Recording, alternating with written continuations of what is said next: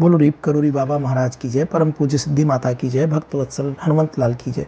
मैं doctor Umesh Vajpayee BNK miracles में आप सभी का स्वागत करता हूं। आज मैं जिस सीरीज़ को लेकर आया हूं, मैंने आपसे बताया था जो मुखर्जी दादा और कमला दीदी दोनों लोगों का जो साथ रहा बाबा महाराज का, तो उसका मैंने प्रथम ऑडियो आप तक भेजा था। उसी क्रम में ये सीरीज में अगला ऑडियो मैं आप तक पहुंचाने की कोशिश कर रहा हूं। यदि आपने चैनल को सब्सक्राइब नहीं किया है तो BNK मिरेकल्स को आप तत्काल सब्सक्राइब करें, दोस्तों में आप शेयर करें, लाइक करें, जिससे कि अधिक से अधिक भक्तों तक पहुंच करके बाबा महाराज की कृपा सब पर मिल सके, सबको प्राप्त हो सके। चलिए प्रारंभ करते हैं। ये समय है 17 जून 1955 का और स्थान है कर्नलगंज, इलाहाबाद।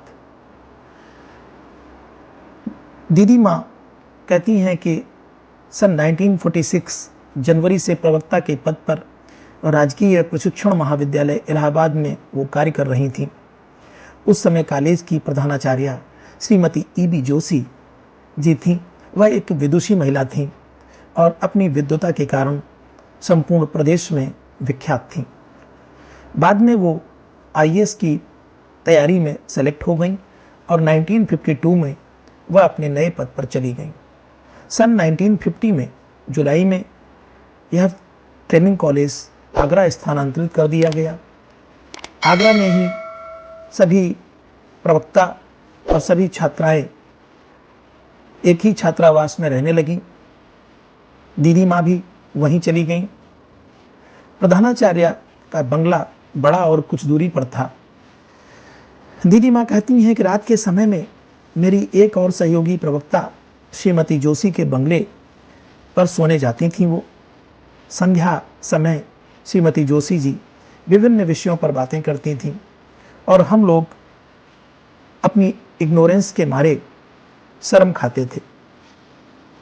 दीदी माँ कहती हैं कि उन्होंने एक दिन संत चर्चा करते हुए 1950 और 51 में बताया कि एक संत हैं बहुत बड़े जो अल्मोड़ा से आते हैं, वह सर्वज्ञाता हैं और जो भी कह देते हैं सत्य होता है। तभी से मेरे मन में पूज्य बाबा महाराज को देखने की प्रबल इच्छा बनी। देखिए 1950 और 51 में दीदी माँ के मन में ये बात आई। 1952 में जुलाई से विद्यालय पुनः इलाहाबाद आ गया था। LT विद्यालय में 1954 और 1955 में नंदी पंत नाम की एक छात्रा ने प्रवेश लिया। दीदी माँ कहती हैं कि इसका घर हमारे घर के सामने सड़क के दूसरी ओर था, इलाहाबाद में। यह अपने माता पिता और भाई के संग रहती थी। इसी ने एक दिन मुझे बताया कि एक संत उसके यहाँ आते हैं और वे बड़ी हंसी हंसी में उसका नोट फाड़ करके कहते हैं कि इसे हाथ में बांध ले और जा बाजार में तरकारी वाले को दे देना। वह डरती थी कि नोट तो फाड़ दिया है, अब पता नहीं तरकारी वाला इसको लेगा कि नहीं लेगा। लेकिन वो बाजार चली जाती थी और जब वह तरकारी वाले को वह नोट देती थी तो वो बिल्कुल साबुत निकलता था। वह बड़ी आश्चर्यचकित हो जाती थी। वह नोट तरकारी वाले को देकर घर पर आ जाती थी। इस प्रकार के कई चमत्कार वह रोज देखती थी महाराज जी के। यह सब सुनकर दीदी माँ को भी उन संत के दर्शन करने की प्रबल इच्छा होने लगी। दीदी माँ कहती हैं कि नंदी, अब की बार जब वह संत आए तो मुझे भी बताना, मैं उनके दर्शन करने जरूर चलूंगी। जून 17, 1955, 17 जून 1955 इवनिंग का टाइम था, 9:30। प्रोफेसर साहब मतलब मुखर्जी दादा के परम मित्र एक थे शांतिमय राय, बंगाली थे। भोजन के लिए बैठकर बातें कर रहे थे घर पर आकर। वहीं पर दीदी माँ कहती हैं मेरा देवर भी बैठा हुआ था। मेरी सासू माँ तथा मेरी मासी सास पूजा के कमरे में संध्या आरती तथा जप कर रही थी। मैंने देखा कि नंदी पंत बड़ी तेजी से प्रांगण में प्रवेश कर रही हैं। घर में मैं ही सामने मिली। मिलते ही नंदी ने कहा, स्वामी जी आ गए हैं, चलिए। मैं तुरंत बिना कुछ सोचे समझे जाने को तैयार हो गई। एक क्षण रुककर मैंने सोचा कि अपनी सास और मौसिया सास को बताना ठीक होगा। इन दोनों को जैसे ही बताया, वह दोनों भी बिना सोचे समझे जाने को तैयार हो गई। जाते समय यह भी आवश्यक था कि प्रोफेसर साहब को भी बताया जाए। यह सोचकर बैठक के बाहर के दरवाजे के पास जाकर मैंने प्रोफेसर साहब से कहा, हम लोग जरा देर के लिए पड़ोसी के घर जा रहे हैं और अभी आते हैं। तो प्रोफेसर साहब के जो मित्र थे शांतिमय राय, वो बड़ी तेज चिल्लाकर बोले, इस समय रात को आप लोग कहाँ जा रही हैं? मैंने उत्तर दिया, एक महात्मा जी पड़ोस में आए हुए हैं, हम लोग उन्हीं के दर्शन करने जा रहे हैं। श्री शांतिमय राय मुस्कुराते हुए मजाक करते हुए बोले, पूछो वह कुछ खाते पीते भी हैं? शांतिदा उन दिनों प्रायः शिकार के लिए जंगलों में जाया करते थे। हिरन और बारहसिंगा आदि का शिकार करते थे। घर में अभी भी उनके जानवरों के चिन्ह दीवालों पर लगे हुए हैं। यहाँ पर खाने पीने से शांतिदा का अभिप्राय शिकार खाने से था। मैंने जाते वक्त केवल इतना कहा कि संतों के विषय में ऐसी चर्चा करना ठीक नहीं है।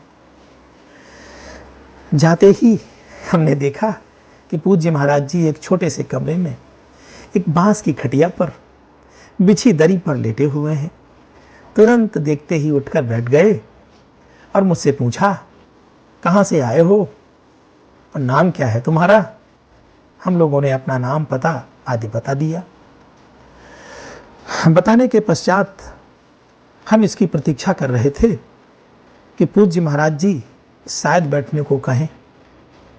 कुछ क्षण प्रतीक्षा करने के बाद हम लोगों ने धृष्टता कर बैठना चाहा।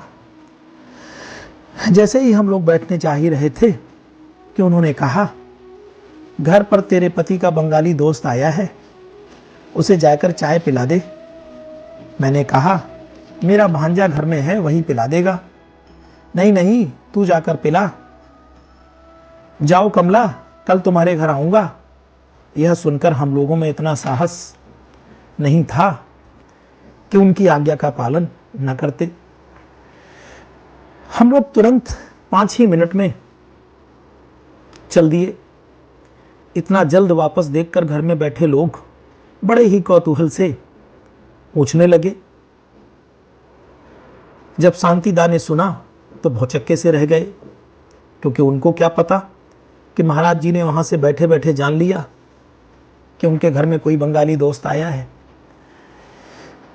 तुरंत लौट आने से बड़ी निराशा हुई। दीदी माँ ऐसा कहती हैं। प्रोफेसर साहब को भी हुई। उन्होंने कुछ भी व्यक्त नहीं किया, पर मन में रात भर संघर्ष चलता रहा, यह सोचकर कि क्या दूसरे दिन प्रोफेसर साहब पूज्य महाराज जी को लेने चलेंगे? अगर नहीं जाएंगे तो मैं क्या करूंगी? जैसे ही दूसरे दिन का सुबह हुआ, देखा प्रोफेसर साहब हाथ मुंह धुलकर तैयार होकर महाराज जी को लिवाने के लिए तैयार हो गए। जाते समय सामान्य घर के चप्पल पहनकर मैं भी खाली सड़क पर चल दी, क्योंकि नंगे पैर चलने की मेरी आदत नहीं थी। हम लोग जैसे ही महाराज जी के कमरे में पहुंचे, प्रणाम किया। प्रोफेसर साहब को देखकर बाबा जी तुरंत बोल उठे, कहा, चलो। जाने से पहले पूज्य महाराज जी के लिए मैंने अपनी सास के कमरे में एक तखत बिछा हुआ था, उस पर साफ चादर बिछा रखी थी।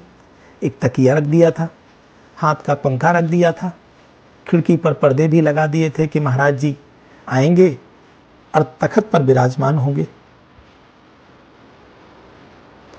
इसके बाद महाराज जी बोले, अब से यही मेरा घर है और मैं यहीं रहूंगा।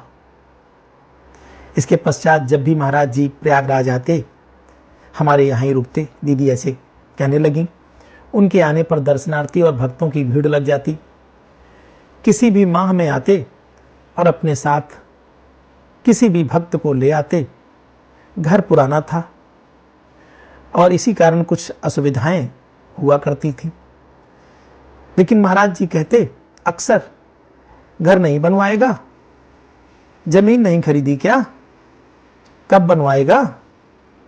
कमला बनवाएगी। अच्छा, अपने आप ही बन जाएगा। ये बात महाराज जी कहा करते थे। आगे क्या होगा? यदि आपको महाराज जी की ये लीला, जो कि मुखर्जी दादा की पत्नी परम पूज्य कमला दीदी माँ के मुखार बिंदु से कही गई हैं और मैं यथार्थ रूप में आप तक पहुँचा रहा हूँ, यदि आपको दीदी माँ के द्वारा बताई गई महाराज जी की यह लीला अच्छी लग रही है और आप इसे पूरी सुनना चाहते हैं, तो आप चैनल को सब्सक्राइब करें, लाइक करें और अधिक से अधिक शेयर करें। हम इसके शेष भाग को आप तक जल्द ही पहुंचाएंगे।